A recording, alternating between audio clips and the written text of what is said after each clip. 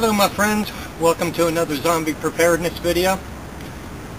Today we're going to look at a wild food that you probably wouldn't normally think of. Most of us try to avoid this plant, but it's actually an edible plant, and we're going to see how to harvest it, and we're going to see edible parts, of course, and all the other good stuff we usually do with our wild food videos. Today we're going to be looking at the stinging nettle. Stick with me.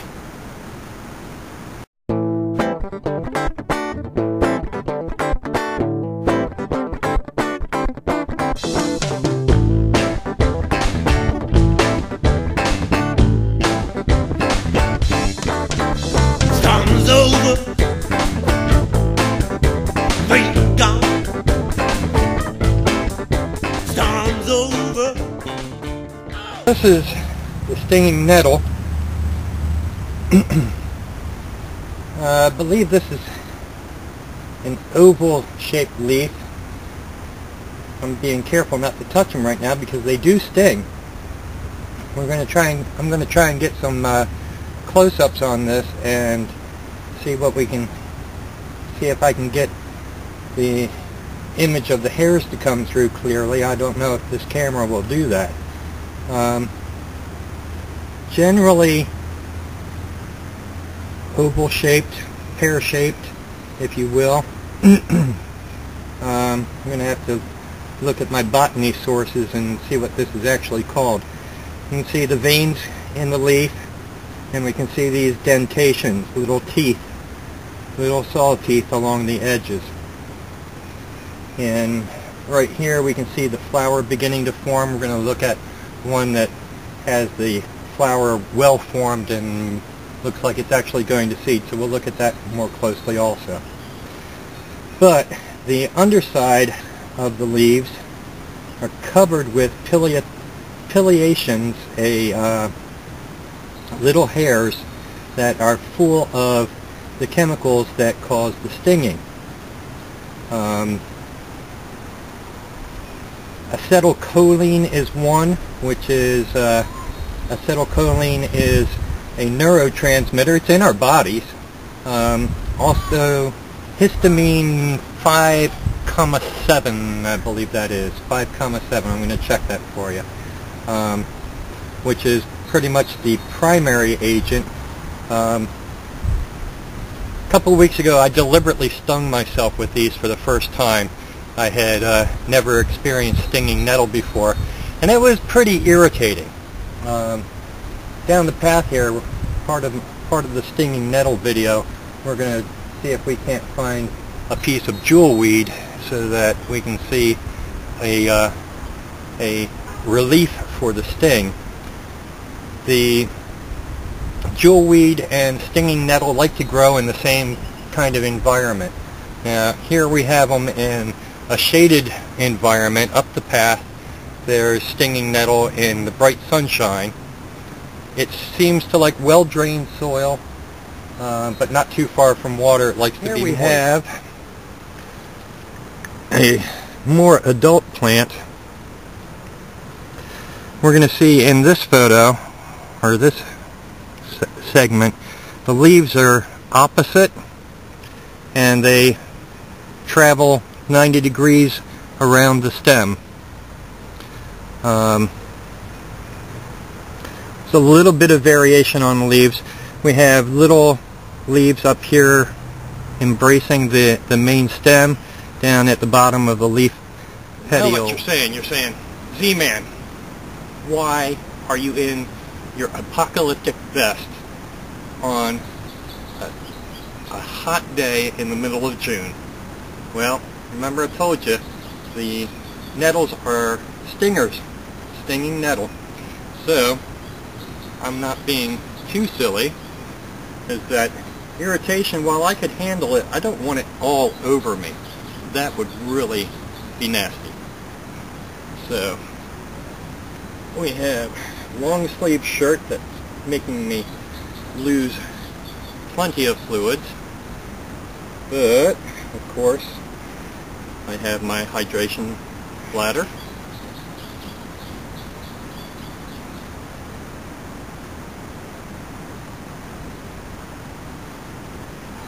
That's the Skillcraft bladder that I reviewed up in product reviews. You should definitely look into that. Very handy. When I did that review, I wasn't really super keen on this cover, but you know, here's poison ivy, here's stinging nettle. If this is going to brush into something like that, I don't want to put those parts in my mouth. So that little cover is a grand idea. Okay, so I'm going to get my tack off here.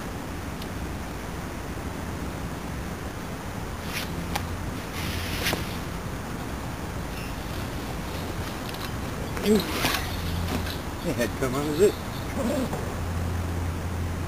Yeah, this is the four-wheel jive that I did a product review on also. Been using that for over a year and I love it. Gloves. Gloves are a necessity handling stinging nettle.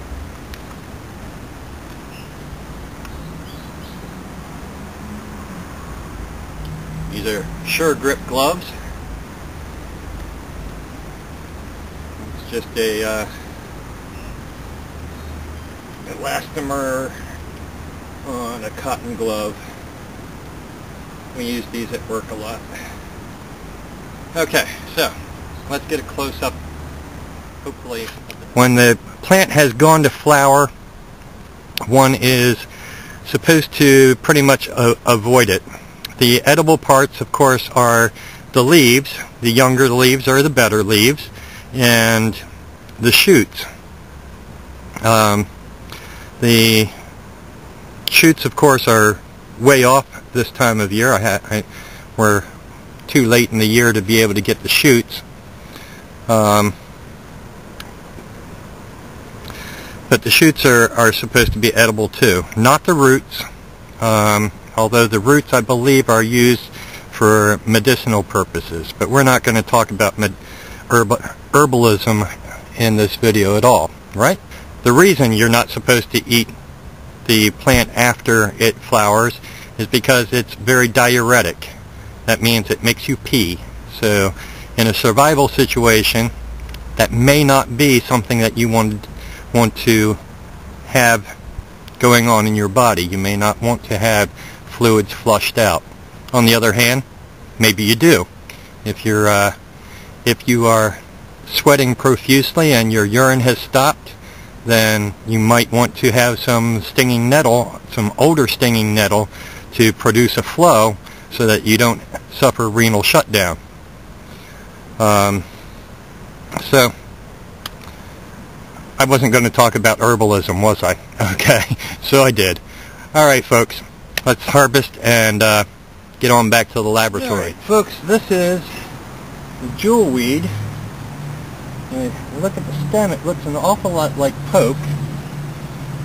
But this is about as tall as it gets, and poke gets much taller. These are insect-eaten leaves, but we can see the lance shape of the leaf. It's a simple leaf growing off of the stem in many places, growing off of the stem, and then we have branches with leaves growing off the branches. It is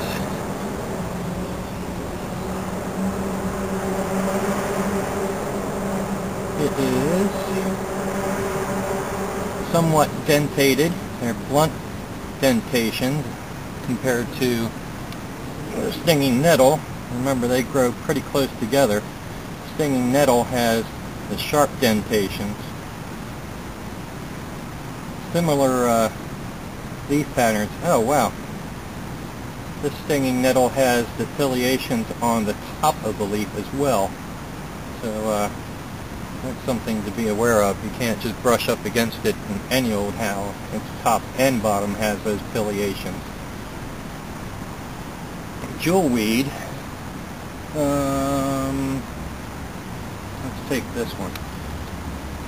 Jewelweed has a sap in it. It's generally clear sap, and it's viscous like gel, almost like the sap in aloe.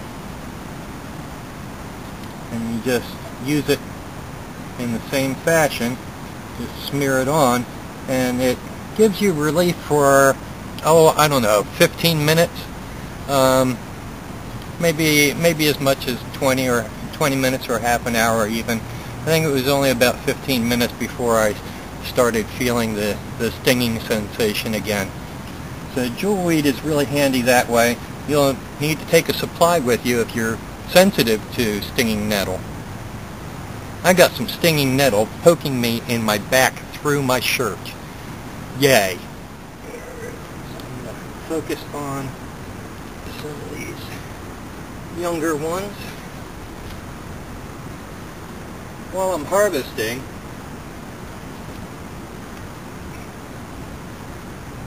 that one had snail crawling all over it. While I'm harvesting, what do we do to deal with the stinging of the nettle?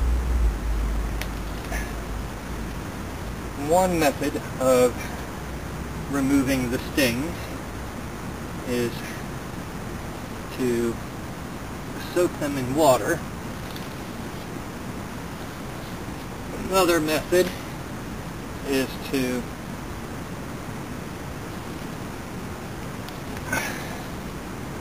dehydrate them. If they're fully wilted, they're supposed to be able to be handled without protection.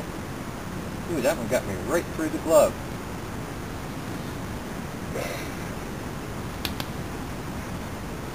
Leather gloves would probably be better. It stung me right through the top of the glove. Heating them. Heating them is a good way to take care of the sting. Of course, boiling them is going to be heating them and soaking them. And then the fire roasting, just hanging the plant near a fire and letting it stay there until it's very well wilted. We get that one thanks to Ray Mears. And that covers pretty much that. What I'm going to count on is I've got a very hot car waiting for me. So I'm going to put my stinging nettles in the back of the car, and hopefully they will wilt down pretty nicely on the way home. Nonetheless, once I get home, I'm going to put them in the retting tank and let them soak in there for a while. I'll pluck the leaves off and save the stems. They can just sit off to the side and naturally lose their sting over time. The stinging nettle is a cordage plant, so look forward to a video about stinging nettle cordage when I'm planning this autumn and winter to do a series on rope. I had plans to do that earlier this year, but those plans fell through, so we're going to look forward to that in the upcoming video. So you're going to see me harvest some older plants here. Remember, we don't really want to eat the older plants, but I want the older plants for their cordage value. Alright, so a little bit more harvesting here, and then we'll be on our way back to the lab, and we'll see you there. Again to the laboratory. Yesterday I collected the stinging nettles. I didn't get them soaking last night. Boy, when I got home from the field yesterday, I was just exhausted. So the nettles had an entire day, a nice 24-hour period to wilt. Now, when I started handling them after 24 hours of wilting, there was still just a little bit of sting left. And after picking up about 5 or 6 of the nettle plants, it was starting to irritate my hands, so I had to go and get gloves. So I followed through with the soaking idea, and we've got about once this all compresses, there's probably going to be about a cup of leaves, but all uncompressed. I'm going to say it's about 3 or 4 cups of leaves, and we're going to use them in the recipe tonight. So stick with me. I'll get you a close-up of the bowl here so you can see what it looks like. I'm just going to drain that water off, and I'm going to use these raw. So this is what we look like in the bowl here. We've got some dark, flimsy leaves. Those are the ones that had gone almost paper dry and were crunchy, so they're rehydrated. And we've got some nicer leaves that were only wilted. They hadn't gone super dry yet. So that's what we're going to be working with tonight. And they get all clustered together. Some of them not as pretty as others. There we go. And we'll be back with the next step of the recipe. Alrighty, so we're going to do up some croaker here and have croaker stuffed with nettles. Now,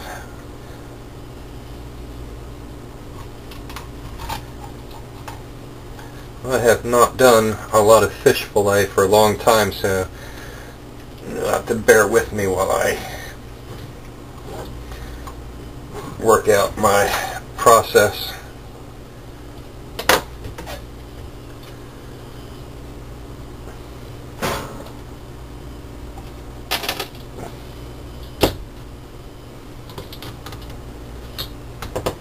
I save all my scraps for fish head stew.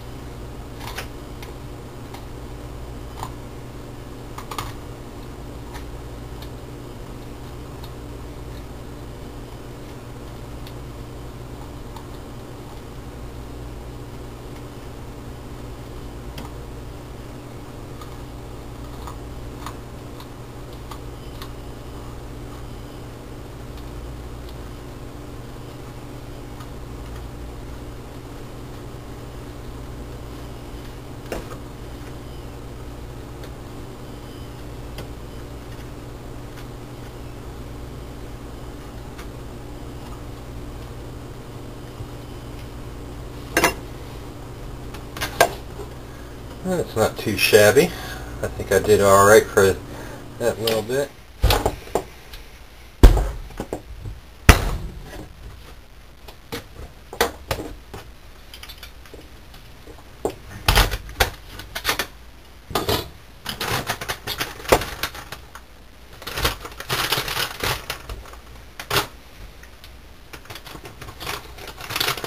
We're going to make the fish head soup.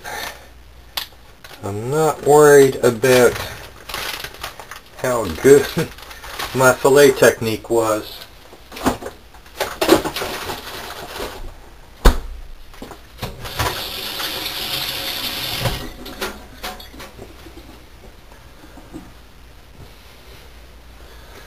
So I got a nice fish fillet.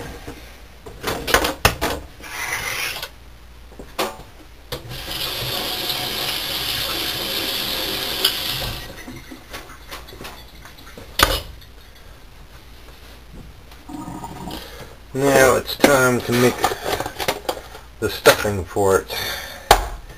There is our nettles. I am just going to chop the nettles up.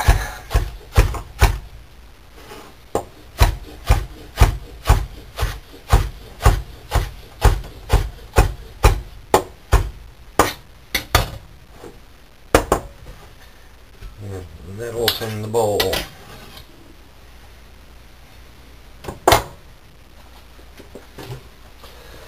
Got this nice onion from my brother the other day.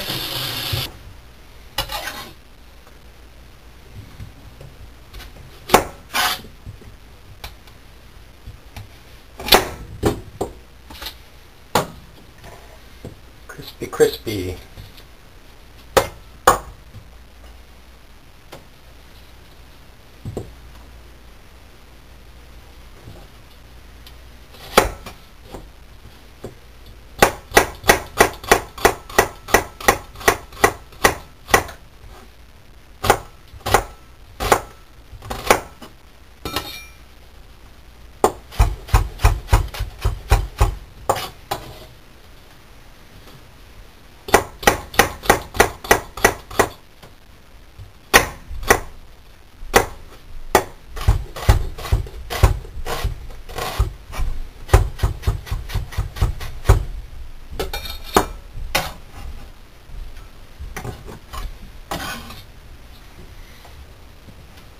Ooh, that's a good onion.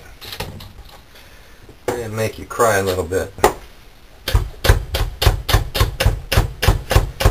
I like using onion leaves.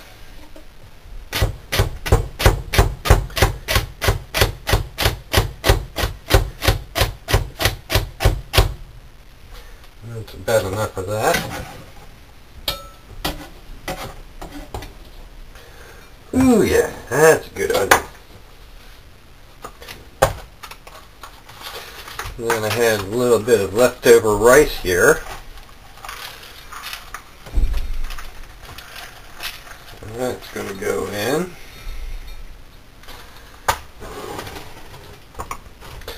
And some garlic. Garlic is good for everything.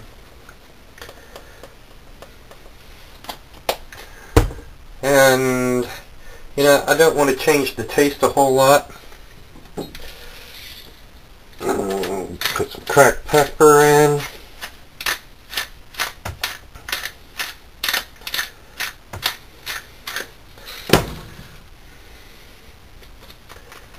A little bit of salt. And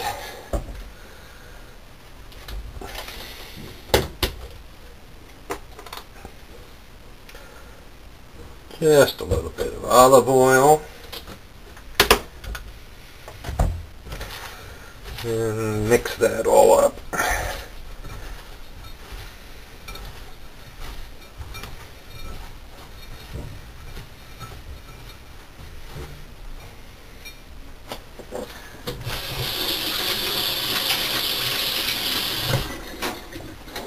That looks nice and tasty, doesn't it?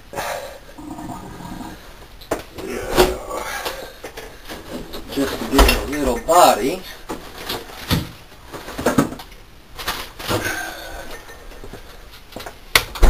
I'm going to put one egg in.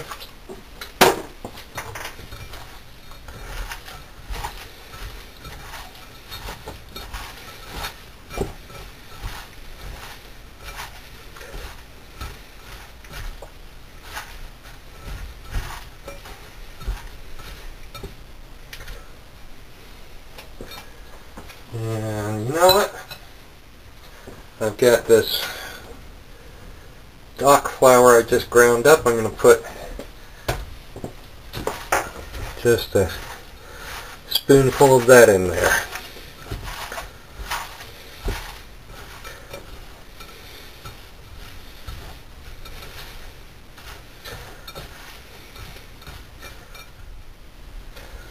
And I'm going to start by laying my fillets in.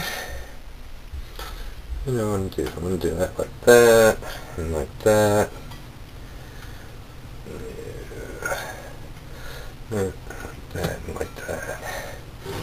head part to head part.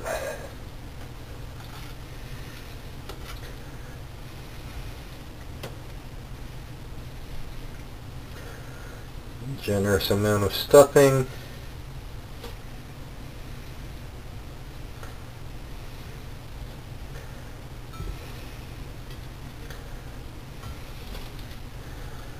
And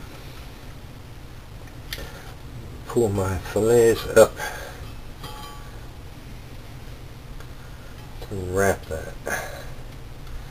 Yeah. Ah, there we go. That's the way I want it. I got a little bit more room for stuffing there.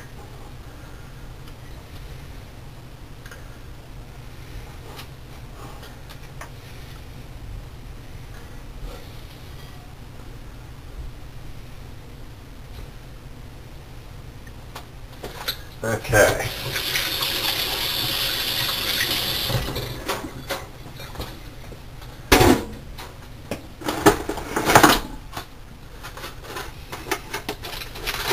Reynolds wrap.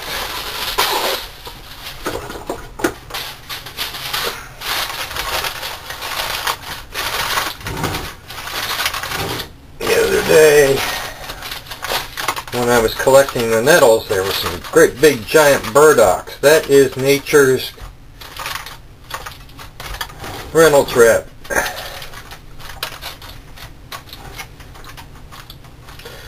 We're going to bake that in the oven at 350 for a period of time, and we'll be back in a little bit. Alrighty, friends. We have quite the supper here tonight. We've got Croaker stuffed with nettles, and we've got fried daylily flowers battered in cattail pollen batter. And here we've got the white tubers from the daylily. And this yellow matter here is chopped up, dried, and rehydrated daylily blossoms.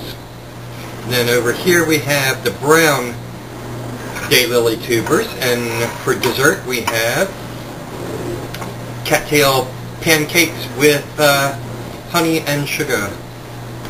So, let's see.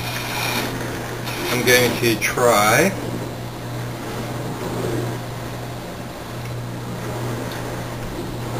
Croaker stuffed with nettles.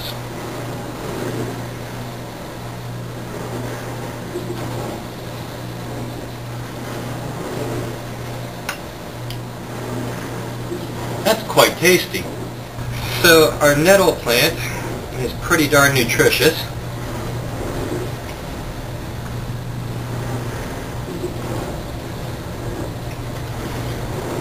It is really high in protein for a pot herb, 25% protein dry weight. It is high in vitamins A, C, D, the minerals iron, potassium, manganese, and calcium. It's actually a pretty kind of a superfood. You have to be careful to get it during its young phase. When it grows older into that flowering stage, it will irritate the urinary tract, so the plant develops something called cystoliths. I'm not sure what they are. You know, ask a doctor. And but we're cautioned against eating it when it's over mature like that, because it can irritate the urinary tract. I'm pretty sure I got all young leaves here. If I've got cystoliths in here, I guess I'll know it. But I think because of the high protein and the rich vitamins and minerals, that nettle is something that you really need to consider for your wilderness table. I'm not really, I guess I kind of hurt myself on finding its unique taste. Sources say that nettle tastes much like spinach. It more spinachy than spinach is what I read. Stuffing it in the croaker, I really overcame the taste of spinach. It's quite tasty as it is. As a culinary meal here, I did a good job, but I don't get to taste the uniqueness of Nettles. So folks, thanks for visiting with me. Thanks for having an interest in wild foods with me. I hope that we all learn things together today. Thank you for your subscriptions. Thank you for your comments. Yeah, I get comments and it makes me feel like I'm part of the community. And I just love to respond back to comments. Guys, remember, the knowledge you carry in your head, it weighs nothing, and it takes up no room in your bag. See you next time.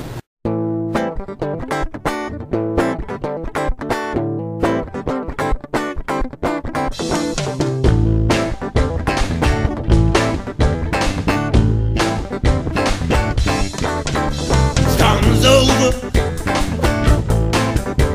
Rain gone. Storm's over.